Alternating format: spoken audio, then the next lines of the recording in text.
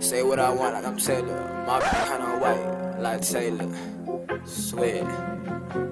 Yeah. We're back, and Elajas today we're going to do Under the Spotlight with Ren. Okay, now we've been reacting to a couple of Ren videos here on the channel. Y'all thought I was finished. Nope, we back and better with more content. Okay, so y'all been telling me about Ren in my comment section. It's all good.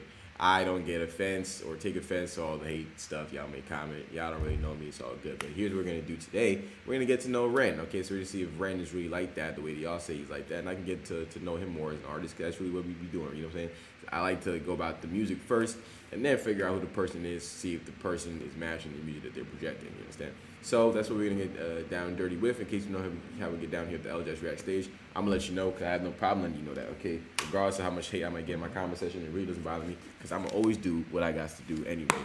Just let that thing bang in broad day. That's what I'm trying to show you, okay? But if I'm a believer in Ren, and I like what he's projecting, I like the backstory, I like how the music connects to his actual story is, I'm going to let it blow! You didn't even see that one. I had an extra back. I pulled it out from my extra back, which is behind the back, around the back. Ooh, lady. Let's get into it. Hey guys, I'm Sam. This is my boy Ren, and we're going to be speaking today for Scott's Menswear. So Ren, how's it going? Yeah, it's going alright, mate. Been a bit cold. yeah, been a bit of a terrible year, hasn't it? Such a bleak. Damn, someone said year? 2 years ago.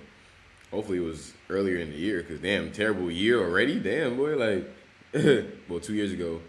Oh, okay, 2 years ago, but like 2021, 2020. Yeah. But nah, they got masks off though, so I'll probably say 2021. Probably 2021.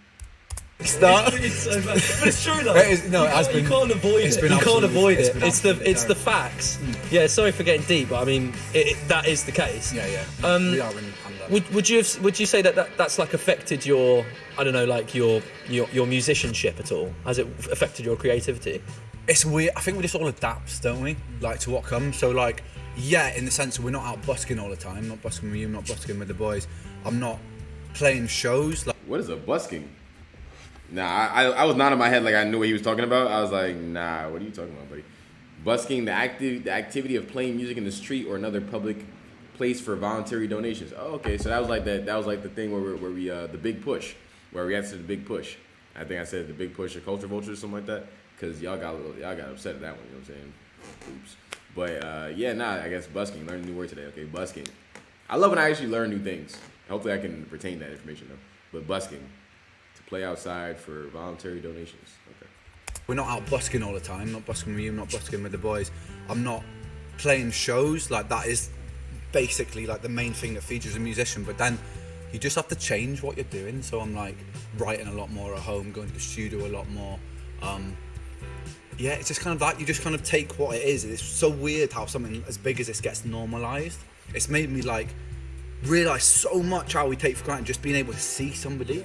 Because never in a million years would you imagine a situation where you can't go and give like your family love when something like that happens. It's like if you told me, like, this is a classic line, I'm sure everyone said this, but if you told me last year that that would have been an eventuality that I would have had to deal with, or you would have had to deal with this year. Our lifetime. Like even in our lifetimes, at any point before last March, I would have gone, you are absolutely having a laugh. Like no way. Like, because like what could come about and do that to us? But it's the case. So do you think that with everything that's happened, the way you approach music, and like over the last 6 months, because in this country we've been like, it's been very up and down, our situation. Do you think that your music reflects the time that you made it in, or do you think that it's more like you wanted to avoid that and just make something that's really special that can last forever and can be in any time? I think for me, like, yes and no, because I had like you know this, because I was like really, really sick with Lyme disease for like 8 years. Oh wow! I think one of y'all did tell me that. Yeah, he had Lyme disease. So you can just get over Lyme disease? Cause he said he was really sick with it for 8 years. Damn. Nah, y'all told me that though. Y'all did tell me that. Damn, Lyme disease does not sound enjoyable. But did he go over it at least? Cause he said that was a past tense word. So hopefully he Gucci. I think Lyme disease really like attack your insides and stuff like that. like you know this, because I was like really, really sick with Lyme disease for like 8 years. I spent the majority of those 8 years in a bedroom anyway, like locked inside the bedroom. The only difference with this time and then was then I felt horrible. I felt like I had all these really bad symptoms. I was feeling terrible all the time. So a lot of my writing during that time was about being in isolation with an illness. And this time it's like, that's why I was like, it was like, I'm feeling great, yes, I'm gonna go back to the real world. It's like, nah. Back in the room, I was like, oh, cool life, thanks, man. But but now it's a different situation because I'm in isolation, but I have a fully capable body. I'm not suffering with all these symptoms all the time, so it's like a different thing. But like, writing wise, it's like a lot of my work has been quite centered around that, around like feeling kind of like isolated and cut off. I can tell by some of them songs you be coming out with, but yeah, it was a sick boy. You know what I'm saying? But I like it though. It's different. Like that's a different. And I'm glad that he's better now. 100%. I'm glad he's better now. But that's definitely a different reference point to be able to make music from, like being sick with a disease for 8 years. Like that. Imagine what that does to your mental. Imagine the type of people that you can actually talk to and relate to that probably can't relate to other people. I mean, you can relate to the people that have Lyme disease, people that are stuck inside with illnesses that you know they might not even be able to control that they have. Maybe they just were just born with it. You feel me? And I don't know if you was born with it or you developed it or what have you, but or if you can I don't know. I'm not a doctor. I'm not gonna pretend like I'm a doctor.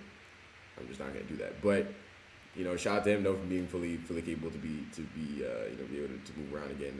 But yeah, I like when musicians have different things to talk about rather than, you know, the money, cars, clothes, hoes, which I guess, you know, isn't everybody that talks about those type of stuff. But I mean, I think if we had to give like some of the music that I'm sure he listens to is predicated on money, cars, clothes, hoes. I'm sure he listens to some of that music. I'm not saying he listens to it all the time, you know, because he's also got some reggae influence in there. But even then, like reggae, Caribbeans still be rapping about at least money and hoes. At least money and hoes, you know what I'm saying? We gonna rap about some hoes. Let me keep this that. Like, black people, we gonna rap about some hoes. But even if you don't rap about cars or clothes or violence or whatever, we gonna rap about some hoes. But I ain't gonna lie. One thing a black person is gonna do, rap about some hoes. Rap about some hoes, sing about a hoe, sing about what a hoe did to you. Sing about how this girl just vibes you, or rap about how this hoe's a treesh. If you know what a treesh is, like it's a promiscuous individual, you know what I'm saying? Shorty throwing that coochie open for $3.99, boy. A box of Apple Jacks, family size. She throwing that ass open expeditiously. Like, leave that girl alone. Unless you got a fresh box of Apple Jacks, family size, then hey, maybe you should do it. Maybe, you know, whatever. Like, but if you have to go buy one, don't do it. That around like feeling kind of like isolated and cut off. There are so many people that are going through those chronic illness things that need to hear that there are stories of people that are moving past it, because like when I was in it, all I wanted to do was seek out stories of people who had gotten better. Yeah. Because like that's what made me feel like it was the life was worth hanging on for, because I was like, oh, so if that person can do it, then maybe I can do it. And like now that I've gotten to a place where I'm like not only gotten out of this like nightmare that I was living in, but also then managed to build somewhat of a successful career for myself. You've done so well. I would like that to be reflected rather than me just still writing songs about isolation. Like I like that to be reflected and bring a bit more of a message of hope and stuff. I do want to say I slightly just said that right before you said it, because I'm a genie. In case you guys don't know, I'm a genie. You can watch. There's over 500 videos on this channel. I've genied mad stuff. I want my props. Even though people don't get my props, it's all good. I'm going to take it anyway. Genie in a bottle, stupid. Isolation. Like, I like that to be reflected and bring a bit more of a message of hope and stuff.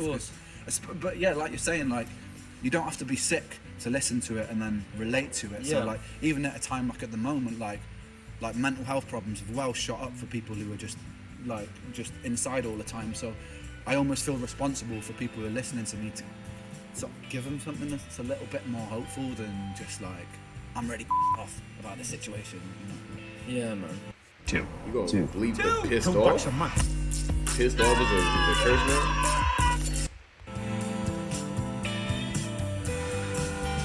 I think that's like really natural as well. Is like when you go through something like that. Obviously, I can't relate, but obviously I've seen what it's done to you as a person, how it's made you grow. And I remember that summer when it was 2018, when we had that summer when everything kind of kicked off for us, like with the blind-eyed stuff. I always thought like that was real special to be able to be part of that with you, like. Because I remember we were sat in some restaurant once, and we'd just been shared on Instagram by Alfie Days and Zoe, and our Instagram was going mental, like, and we were like, oh my god. And I remember us looking at each other and going like, this is so sick. But it was so cool because you were like busking musician, like started as well, and I knew how much it meant for you, and you knew how much it meant for me to be like sat there being like, oh look, things are blowing up for us right now. Like, what? And then we started seeing the videos, and like all the videos were doing really well. But it was more like it was being able to experience that so by chance, like and like all the stuff that happened, like all of it was so by chance. Like none of it was none of it was like prepared for. No. Literally, the only thing was prepped was the music video we made for the original version of Blind Eyed that we'd made 2 years ago, but we just sat on that for ages. And we never really thought that it was going to be like this big. Never, man. That, like, we just got. That's usually how it be. You know, you just get up one morning and something random happens to where you all the things you was working for now finally comes to fruition. You know, so I like that for them. I appreciate that for them as well. Sometimes I be like, damn, when will that moment happen for me? Like I've had a couple of those moments. Like I went viral a few times. I have over 20 million views, 22, 23 million views across all social media platforms. Like you can believe me or not, these things are referenceable. I think this channel in and of itself has like 500,000 channel views. You know what I'm saying? I have another YouTube channel that has over 8 million. On TikTok, I have over 15 million views. Like I'm outside with those, you feel me? But I still don't think I've had that moment where I wake up and it's like I feel like my life has changed, you feel me? But I do like to hear those moments from other people because it always gives me hope, you know, that you can have little big moments, but they're still not the biggest moment that's gonna really change everything. You know, you still gotta work hard and whatnot. But even then, even after they got that moment, I'm sure they still, you know. That's like getting signed to the label, right? When you get signed to the label, that's really your opportunity to go harder. That's not when you're supposed to slack. That's what I think majority of artists do. When they get signed to the label, they slack. Because it's like, okay, I won, I got signed to the label. Like, no, now you're in debt. You know what I'm saying? Now you're in debt for mad money. You need to make this bread back, stupid. You know what I'm saying? Go in the studio, make some music, and drop the music. Hopefully you're in a situation where you can drop the music. But if you're not in a situation where you can drop the music, you got to wait for the label to dictate, then, man, that's also probably not that good. You feel me? But yeah, I love hearing those moments, people. I do, because it do be random, and just when opportunity meets preparation, then the expectation is that you'll be able to seize that motherfucker. You know what I'm saying? You gotta seize them opportunities when they come your way. That for ages. And we never really thought that it was going to be like this big. Never, thing man. that, like, We just got up one morning and just decided to go for a bus. But I think the coolest thing about that was like, if that had just happened to me, it probably wouldn't have been as cool because like I knew for a fact how much you were striving to make that happen, and you knew for a fact with me, even though I wasn't pushing it, like how much it meant to have come out of this illness, and then like the thing that I've wanted to do my whole life suddenly starts manifesting. So I was like, I had this be like to see how happy it was making you, and then you to see how happy it was making me. That was well cool. I remember those times when we'd pull up with our wheelbarrow with the amp inside it. Literally walking and around like with a walking wheelbarrow. around with a wheelbarrow, but everyone in Brighton would see us and stop us and be like, hey, are you doing the bus later? Yeah, I'm going to come down. And then there'll be like, by the end of the summer, there'd be like 600, 700 people on the street. We'd have the police there having to lock it off. And that felt like, and talking about... I remember there was that day where we turned up because we were always a little bit late. The whole everyone street just looked at us. Was there waiting for us, and there was like no joke, it's like close to 1,000 people.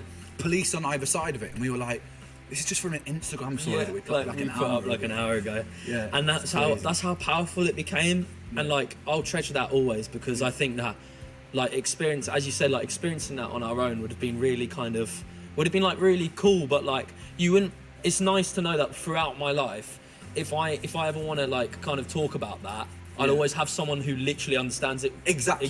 Yeah, because if I'd done that on my own and like told it to people, like no one would truly understand or appreciate that feeling. No, that's a fact.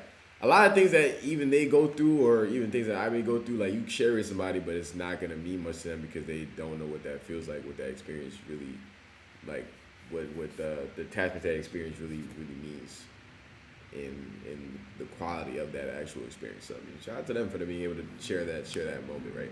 And honestly, that moment is what artists work their whole life for. And I'm a dude too. I'm like, I get why there's so many artists out there nowadays, but I also be like, yo, to me, this is an oversaturated game, bro. To continue to put I think there's a lot of ways to express yourself artistically. I don't think you have to be an artist. I think in the time and day where I'm shooting this video right now, in 2023, people feel like you need to be an artist. You don't need to be an artist to succeed in life, bro. You don't, you know? Like, to succeed creatively, you don't have to be an artist. But, like, they come from real, true background of working hard / having a relatable experience and a unique experience, right? So when you have things like that, then it makes the pain and the struggle. Like an AI, you can tell an AI to make a song from a person that had Lyme disease, right? You're not gonna feel it because it was a generated robotic command. You know what I'm saying? That's why, like, I'm not opposed to AI, right? But I don't really like the whole AI with people's voices on songs that, like, whether that person's dead or alive, it's just like, bro, that didn't come from a real place. It was literally manufactured. Like, music comes from a real place. That's where people get it misconstrued too, and people when they say people like sold out or sold because they changed their message, or their message is now directed as something that's not really organic and authentic. That's why a lot of times, but I end up not listening to artists when they get signed or they go super mainstream, because now their message is no longer organic and authentic. It's for the purpose of money. They could be talking about a lifestyle that they're not even living, but because it's popular to the trend of the topic of music that people are indulging in that moment. That's where like people hop on it and stuff. But that's not true art. That's just for the love of money. But a lot of the music industry is for the love of money. But I mean, I guess if you were to go like, when was the last time I say music had true soul? You know what I'm saying? Like, true soul. I feel like there's a lot of R&B that has soul, and even certain hip hop. Like, I like Kendrick. I think Drake talks from a real place at times a lot. And there's a bunch of other artists that talk from real places. But yeah, going back to my original point, I just think that more artists should think of different ways to express themselves rather than just being in music, because these moments are great, and I love these moments for people. But I mean, it's a very rare occurrence, the things that happen with them. But it also happened to them probably because it was meant to happen to them. They have certain experiences, they have certain backgrounds, they've worked really hard for that. You know, the opportunity met the preparation. But there's a lot of people out there just trying to be artists, waiting for that moment, but they don't really have the backstory that's going to make that moment be so rich, you know, be so potent. That moment is only potent if you have backstory to back it. You know, you have backstory behind that moment, then that's what makes that moment so surreal and beautiful.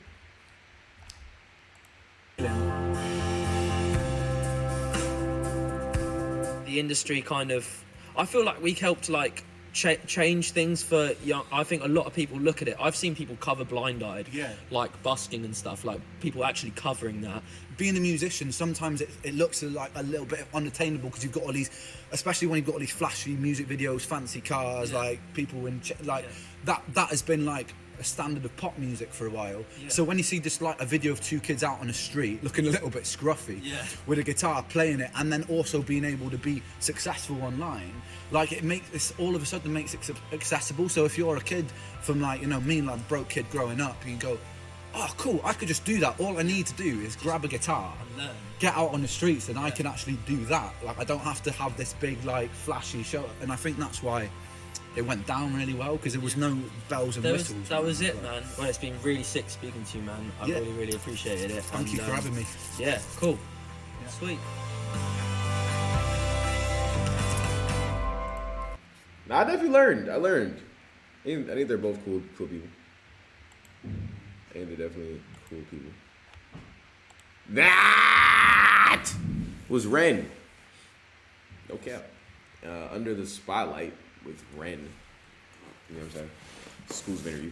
Now, I definitely learned some more about Mr. Ren and about his plight of having Lyme disease. That sounds OD. So I'm glad he's better now though.